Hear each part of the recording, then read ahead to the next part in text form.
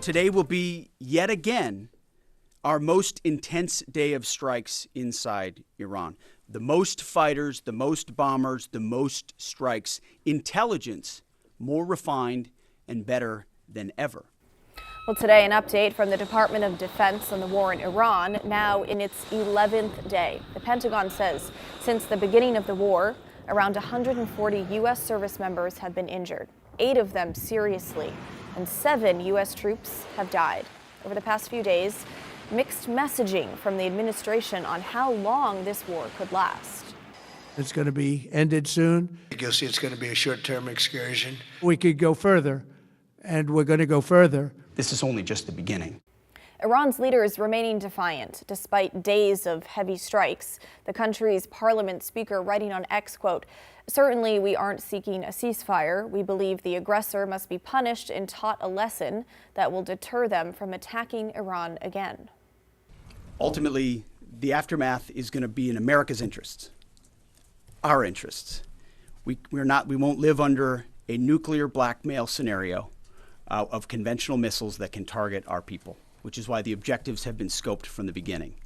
Missiles, missile production, a defense industrial base, Navy, all in service of ensuring they don't have nuclear power projection capabilities. Well, as the sharp rhetoric and missiles continue flying, the death toll in Iran topping 1,200 tonight. In nearby Lebanon, officials say nearly 400 people are dead. Israel reporting 12 deaths. Iran has effectively stopped oil tankers from using the Strait of Hormuz, a critical shipping route that normally sees 20% of the world's oil go through. Iran's security chief warning that if ships try to pass through, it can be a, quote, strait of defeat and suffering. The Trump administration firing back. If they do anything to stop the flow of oil or goods within the Strait of Hormuz, they will be hit by the world's most powerful military 20 times harder than they have been hit thus far. The Trump administration has offered political risk insurance to tankers operating in the Gulf. The Treasury temporarily waived certain oil-related sanctions, and the Commander-in-Chief has offered the U.S. Navy to escort tankers when necessary.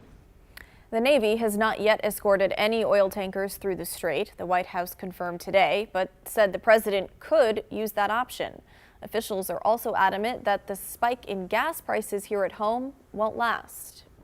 Rest assured to the American people, the recent increase in oil and gas prices is temporary, and this operation will result in lower gas prices in the long term.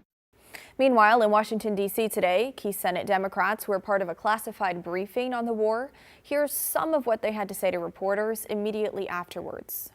I emerged from this briefing as dissatisfied and angry, frankly, as I have from any past briefing in my 15 years in the Senate. I am left with more questions than answers. We seem to be on a path toward deploying American troops on the ground in Iran. We think this war is illegal. We think it's unwise. American troops are being injured. More than 100 injured, 7 died. And a warning tonight from the Vice Chair of the Senate Intelligence Committee about the possibility of more violence in the Middle East, as well as a potential cyber crimes.